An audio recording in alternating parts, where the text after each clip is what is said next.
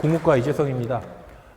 저희 팀에서는 우리 학교에 맞는 융합교육 모델 개발에 대해서 연구를 진행했습니다. 근데 이제 출발점은 융합교육이 이제 무엇이냐라는 것이죠. 굉장히 많은 다양한 융합이라는 용어들이 사용되고 있어서 융합에 대한 것부터 이제 살펴보도록 했습니다. 저희가 생각한 거는 그겁니다. 왜 융합교육을 해야 되는 걸까? 그러니까 융합교육이 목적이 아니라는 겁니다. 뭔가 새로운 문제가 생겼고 그거를 지금의 전공교육으로는 해결할 수가 없고 그러니까 우리 힘을 합해서 그 문제를 해결해 보자. 그러니까 다시 이야기해서 문제 발견과 문제 해결이라는 그러한 목적을 위해서 우리는 융합이라는 융합교육이라고 하는 방법을 선택하는 거죠. 근데 우리는 잘못 융합교육 자체를 목적으로 생각하는 경향이 있는 것 같습니다. 그러면 왜 새로운 문제와 새로운 문제 해결이 필요하냐?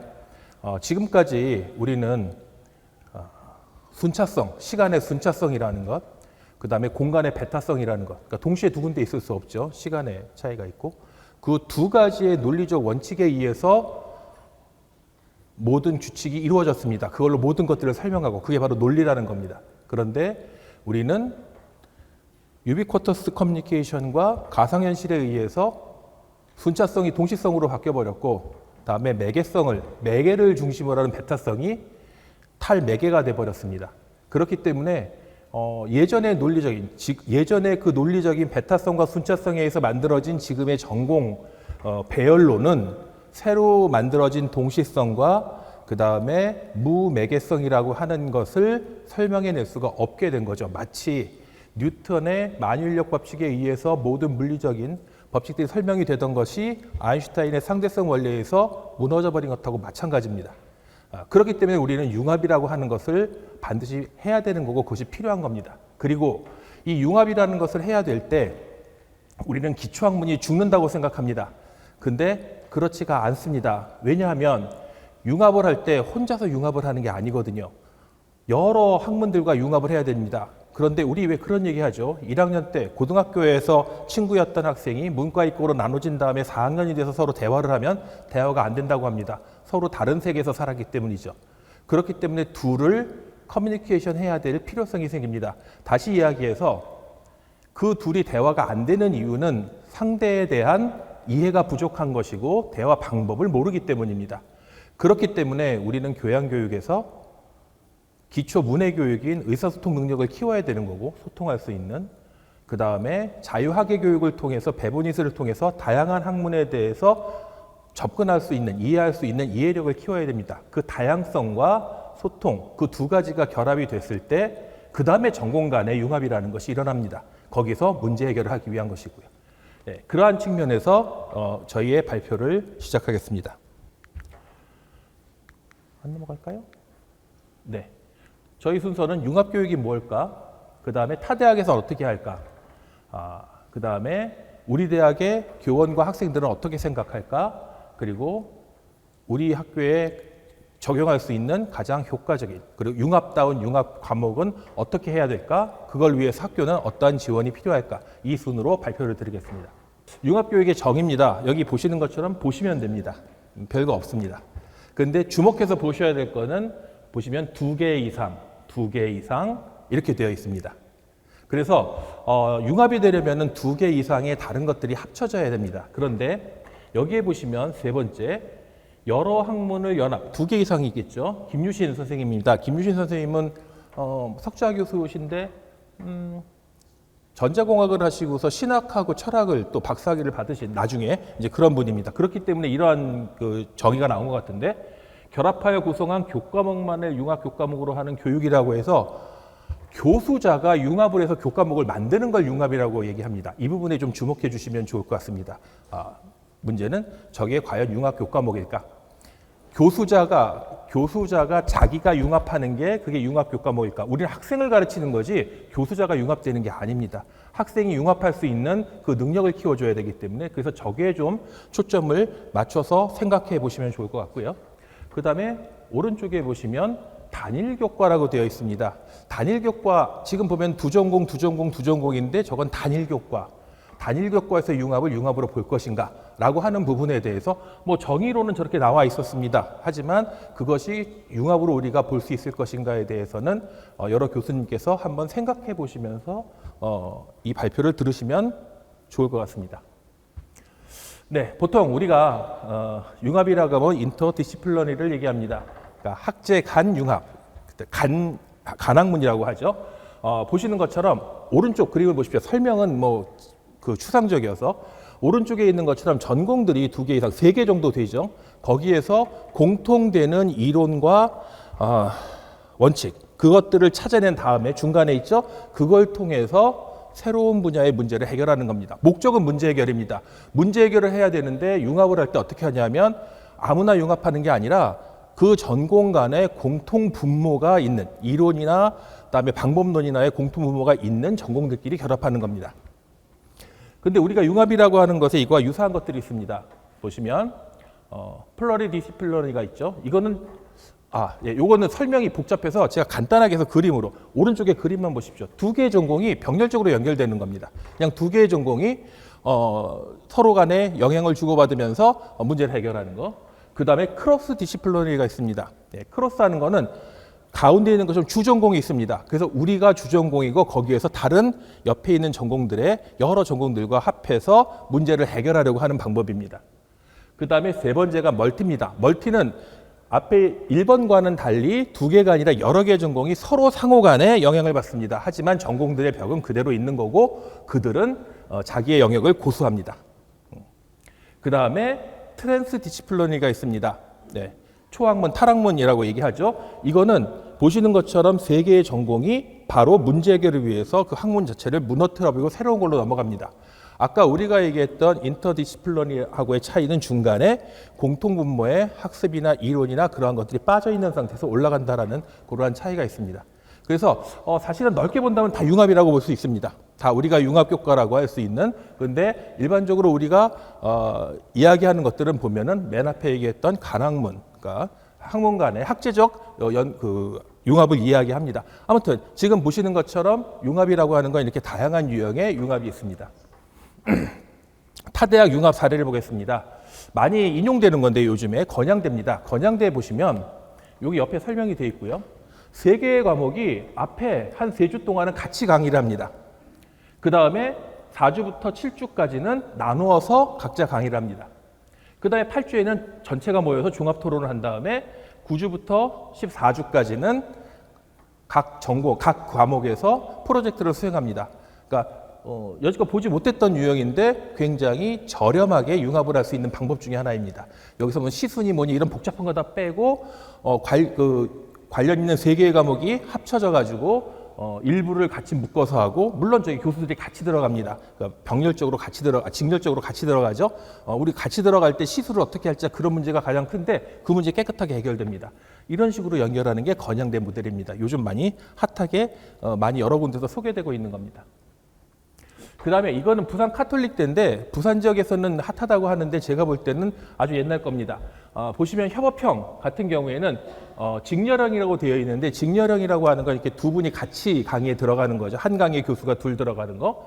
블럭형은 우리가 알고 있는 팁진칙입니다. 1주에서 4주는 누구, 뭐 5주에서 8주는 뭐 비교수 뭐 이런 식으로 들어가는 거고요. 참여형은 협업형과 비슷한데 특강 형식으로 진행됩니다. 교수자가 2이 들어가지만 2 교수가 들어가는 게 아니라 한 교수와 특강자가 들어가 가지고 문제를 해결해 가는 방식입니다. 그래서 이런 방식으로 운영을 하고 있는데 대구 부산 지역에서는 꽤 성공적인 사례로 발표를 하는 것들입니다. 물론 지금 얘기하는 것들은 보시면 그렇게 큰 비용이 드는 것들은 아닙니다. 하지만 저것들이 진짜 융합일까 하는 것은 좀 체크해 봐야 될 필요가 있습니다. 네, 그 다음에 이제 많이 되는 아주대 강의 페어링입니다. 지금까지의 것들은 교수자가 수업을 중심으로 하는 거지만 이건 학생이 하는 겁니다. 마치 우리가 학생 설계 전공 하는 것처럼 학생이 저기에 있는 것처럼 2개의 과목을 듣습니다. 2개의 과목을 들어서 강의 A에서는 문제나 내용을 파악하고 강의 B에서는 이론과 방법을 해서 자기가 그냥 프로젝트 하나를 신청하는 겁니다. 1학점으로. 그래서 옆에 오른쪽 위에 보시는 것처럼 2개의 과목을 해서 자기가 만든 연구 주제, 프로젝트를 제시하는 겁니다. 저거에 대해서 1학점을 주는데 밑에는 그 과정에 대해서 이제 설명하고 있습니다. 그래서 학생 중심으로 융합이 이루어지는 학습자 중심의 융합입니다. 이것도 비용이 들지 않는 것으로 유명한 것 중에 하나입니다. 네, 다음에 이제 한밭대입니다. 한밭대 같은 경우는 우리가 뭐 일반적으로 보는 건데요. 뭐 관련된 그러니까 유사 전공에서 어떤 문제 해결하기 위해서 이렇게 보시면은 설계 주제라고 되어 있는데 저런 문제 해결을 하기 위해서 관련된 두 과가 합쳐져 가지고 과목을 만드는 겁니다. 문제 해결이라는 측면에서는 굉장히 바람직한 측면이고요. 그 다음에 세 번째 보시면 교양 강좌에서 옴니버스 형식으로 하는데 이거는 바람직하지 않은 것 같습니다. 그냥 15학점을 뭐 5주 해가지고 그냥 옴니버스 형식으로 만든 거기 때문에 여러 개가 섞였다라는 의미 외에는 큰 그건 없습니다. 그다음에 이제 비교과 과정에서 융합교육인데 이것도 많은 학교에서 하려고 하고 있지만 이것도 문제가 있습니다. 보시면은 공학 글쓰기 같은 경우 글쓰기를 하는데 인문적인 게 아니라 이제 공학적인 자연과학과 결합시키는데 여기서 이제 주의해야 될 게 뭐냐 하면 글쓰기 같은 도구 과목 뭐 여기서 글쓰기 담당하시는 분도 계시겠지만 그 도구 과목이라고 하면 싫어하시는 분들도 계십니다. 하지만 대학에서의 글쓰기, 기초 문해는 도구라고 저는 생각합니다. 도구 과목과 다른 학문이 결합되는 건 융합이라고 보지 않습니다. 도구 과목은 다른 학문과 학문이 결합될 때 필요한 도구적인 성향이기 때문에 이제 그렇습니다. 네, 아무튼 이런 식으로 운영합니다. 한밭대 거는 그렇게 이야기들은 되고 있지만 많이 선호하는 방식은 아닙니다.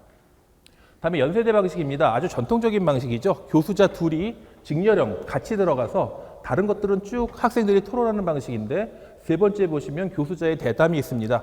그러니까 그 분야의 전공자 둘이 생물하는 사람과 신학하는 사람 둘이 들어가서 어떠한 뭐 진화라든지 아니면 창조에 관해서 대담을 합니다. 서로. 이제 학생들은 그거를 보고 그걸 바탕으로 토론을 진행하고 해가는 방식입니다. 그래서 우리가 보통 교수자 둘이 들어가서 하는 방식 중에서 서로 싸우지 않고 성공적으로 할 수 있는 방식은 이제 이런 방식입니다.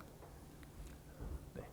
자, 그래서 우리 학교의 융합교육에 대해서 어떤 생각을 하고 있는지를 그냥 조사해봤습니다. 뭐 이게 옳다라는 게 아니라 이렇게 생각들을 하고 계신다는 겁니다. 네. 그래서 처음에는 포커스 인터뷰를 했었고요.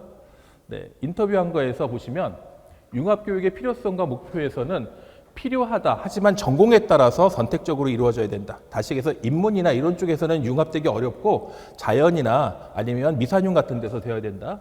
그 다음에 사회 문제를 해결해야 되는 게 목적이다.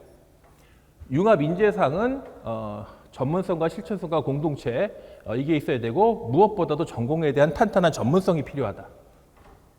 융합교육의 방향성은 우리 학교에서 지금 하고 있는 융합이라고 하는 뭐 마이크로 디그리라든지 견무라든지 기타 등등 그런 것들을 좀 제대로 해보자. 그 다음에 융합교육 모델로는 우리 학교에서 HCI를 이야기하고 있는데 그게 정말 타당한지 한번 점검해보고 그 다음에 주제 중심으로 프로젝트를 운영하는 거, 그 다음에 예술과 결합이 우리 학교에서 나가야 될 융합 방향이다. 예술이라는 하나의 전공, 하나의 분야가 융합할 때 굉장히 중요한 부분이다. 그 다음에 학교의 지원 같은 경우는 뭐 아시는 것처럼 뭐 학사적인 거, 인텐시브 뭐 이런 것들이 이제 주가 됩니다. 이것들이 5명의 그 교수님들, 우리 학교 교수님들의 그 포커스 인터뷰를 통해서 얻은 결론이었습니다. 네, 그 다음에는 이제 설문조사를 했습니다. 설문조사를 했는데요. 먼저 이거 전에 앞에서 보시면 응답 인원이 전임 교원 80명입니다. 30%에 해당됩니다. 그러니까 꽤 많은 교원들이 네거티브 학원, 포지티브 학원, 융합교육에 관심을 갖고 계시다라는 뜻입니다. 학생은 154명입니다. 3% 정도입니다. 학생들은 별로 관심이 없다라는 겁니다. 그러니까 교수님들이 생각하는 것과 학생이 생각하는 게 좀 다르다라는 걸 응답한 이거 갖고 추론해 볼 수 있겠고요. 네, 보시면은 뭐 전공이나 이런 것들은 골고루 분포되어 있었습니다. 융합교육의 필요성을 보면은 전부 다 필요하다고 생각하는 게 많았고요. 그 다음에 융합교육이 필요한 게 학생들의 역량 개발에 도움이 된다라고 되어 있습니다. 어떤 역량인지는 구체화시키지 않았지만 역량 개발에 초점을 맞추고 있습니다. 융합교육의 유형은 뭐냐면 여러 교과 간의 연계를 통한 융합이 제일 중요하다라고 되어 있습니다. 학습자 간의 연계도 있지만 우리는 여러 교과 간의 연계를 통한 융합에서 이제 교수자 중심의 융합에 더 많은 생각을 갖고 계신 걸로 나타났고요. 네. 그다음에 적절한 시기는 이제 고학년이 되는 거고, 그다음에 적용해볼 의향은 전부 다 있다라고 하셨습니다. 네. 적용하지 않는 거에 대한 내용들은 밑에 있으니까 그냥 참조하시면 될 것 같습니다. 그 다음에 필요한 지원은 다른 것보다도 학사 지원, 그러니까 학사의 유연성이 가장 큰 걸림돌이라고도 생각하고 계십니다. 실질적으로 융합하려고 했을 때 생각과 실질적으로 행동에 옮기는 것하고는 차이가 있는데 그것들의 간극을 좁혀줄 수 있는 것은 학사 제도의 유연화라고 생각이 됩니다. 그 다음에 우리 학교의 이제 융합 교육 방법인데 보시면 2번하고 3번이 이제 많죠. 다 이제 많은데 보시면 두 번째 게 여러 학문을 결합하여 교과목을 개설. 그러니까 교과목으로 아예 융합 교과목이 있었으면 좋겠다. 아까 제가 김유신 교수의 그 부분 좀 집중해서 봐주셨으면 했는데 지금 보면 교수님들의 많은 수는 아니죠. 20명 정도니까. 그런데 교과목 개설에 초점을 맞추고 계시고요. 이제 밑에 보면은 가치와 지식을 융합한 교육과정입니다. 첫 번째 보면은 문제를 해결할 수 있는 교육과정. 그러니까 위에는 문제를 해결할 수 있는 교육과정이기 때문에 교육과정 자체에서는 문제 해결을 하지 않고 학생들이 문제 해결할 수 있게 해주는 게 첫 번째고요. 두 번째와 세 번째는 이미 답을 가지고서 문제를 해결하는 교육과정이나 과목을 짜는 겁니다. 그러니까 우리는 교수자의 융합에 너무 초점을 맞추고 있다는 생각이 듭니다. 우리는 교육기관이기 때문에 학생들, 아까도 학생들의 역량 개발이라고 했기 때문에 학생들의 융합 역량 개발을 하는 게 필요할 거고 그렇다면 이게 좀 미스매칭 되는 게 아닌가라는 생각을 하게 됩니다.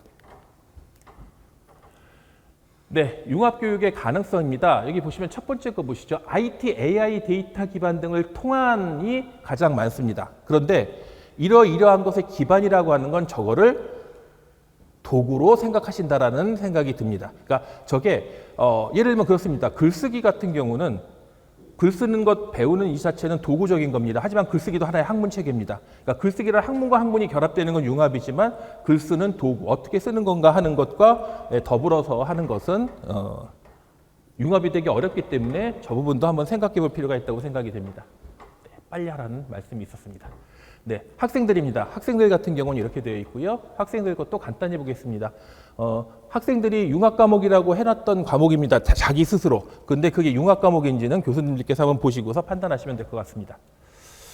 네, 다음에 융합 교육에 대해서 필요하다고 생각하는 사람들이 많고요. 똑같이 역량 개발에 관심을 가졌습니다. 그 다음에 이것도 마찬가지로 보면은 두 번째와 세 번째가 가장 많죠. 그러니까 과목 중심에 만들어진 융합에 관심들이 있는 것 같습니다. 그리고 이러한 것들은 교과목 개설 확대가 가장 많은 것처럼 일관되게 그 부분으로 나타나고 있고요. 네, 학생들의 제한 사항은 뭐 읽어보시면 특별한 것들은 없습니다. 네, 그래서 우리 학교 융합은 어떤 식으로 하면 좋을 건가라는 것입니다. 자, 저희가 생각한 키워드들이었고요.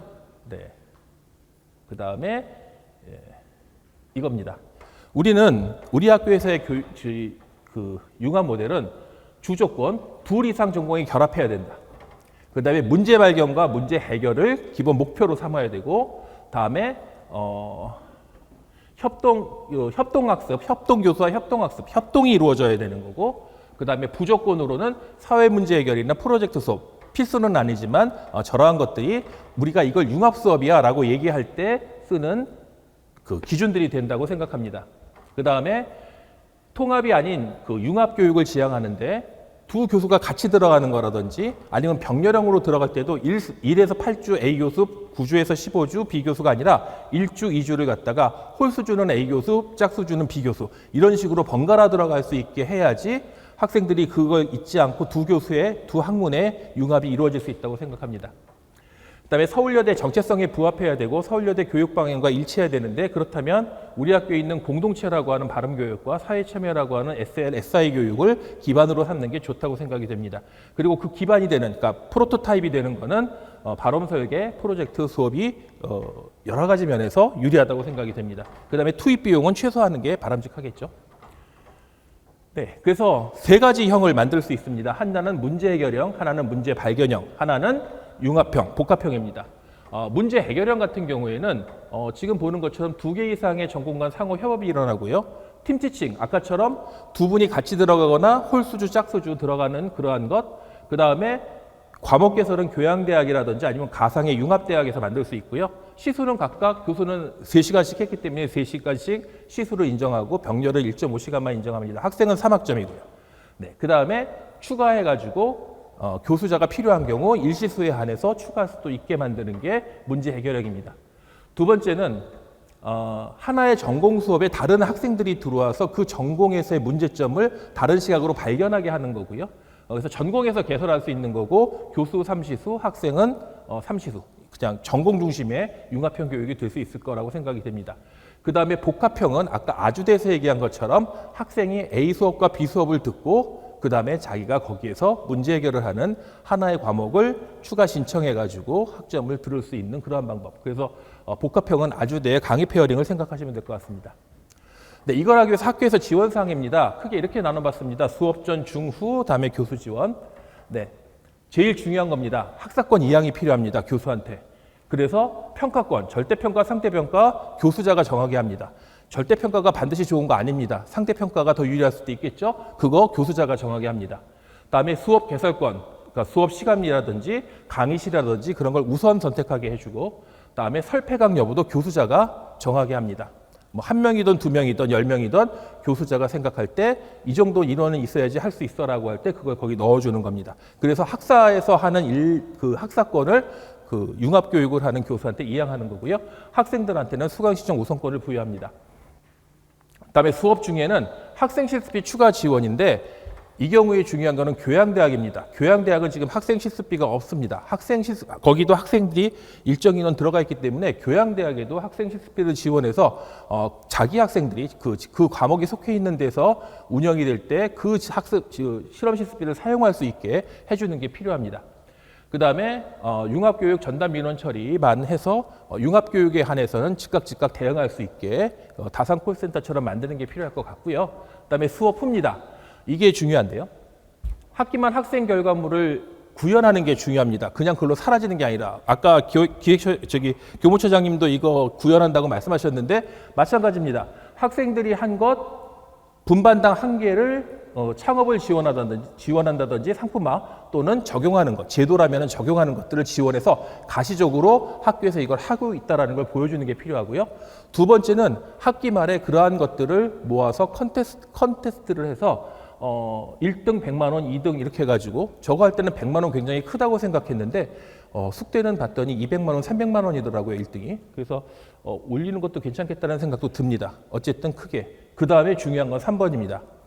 수업을 할 때 교수자의 힘이 많이 들어있죠. 그러니까 인센티브 들어갑니다. 짜잘하게 주는 게 아니라 2년 주기로 해서 교수자가 내가 이거 이렇게 했어라고 하는 것들, 뭐 교수 포트폴리오에서 그 자체를 시상하는 겁니다. 1등 1,000만 원, 아니 뭐 2,000만 원 해도 될 것 같습니다. 네. 그러면 할 것 같습니다. 정리 잘할 것 같고요. 예. 그거 갖다가 100만 원씩 나눠주거나 개발한다라고 하는 게 아니라 좀 이렇게 그것들이 잘 정리될 수 있도록 했으면 좋을 것 같다는 생각이 듭니다. 네. 그 다음에 이제 본부 지원입니다. 본부에서는 교수 협업을 위한 스페셜리티하고 학문적 관심 데이터베이스를 관리하는데 이거는 지난번 이 자리에서 다 전수조사를 했던 게 있습니다. 그래서 그거를 가지고서 잘 관리해서 서로 매칭해주고 한다면은 융합교육에 그런 매칭이 잘 일어날 수 있을 것 같고요. 그 다음에 교수 시스와 같은 그러한 것에 대한 제도 유연화가 필요할 것 같고요. 그 다음에 아까도 봤지만 비전문가가 아니라 비학위자라든지 그 분야의 전문가는 전문가지만 학사학위밖에 없다라든지 이런 사람들이 있습니다. 그런 사람들도 들어와서 강의할 수 있게 하는. 보니까 이연세인가요? 이연세가 고졸이더라고요. 그런데 세종대에서 무슨 교수를 하고 있어요. 그러니까 고졸인데도 불구하고 교수직을 수행할 수 있습니다. 그런 것처럼 그런 유연화가 필요할 것 같습니다. 그래야지 융합교육을 할 때 아까 특강을 통한 융합 이러한 것들이 가능하지 않을까라는 생각이 듭니다. 네, 여기까지 마치겠습니다. 감사합니다.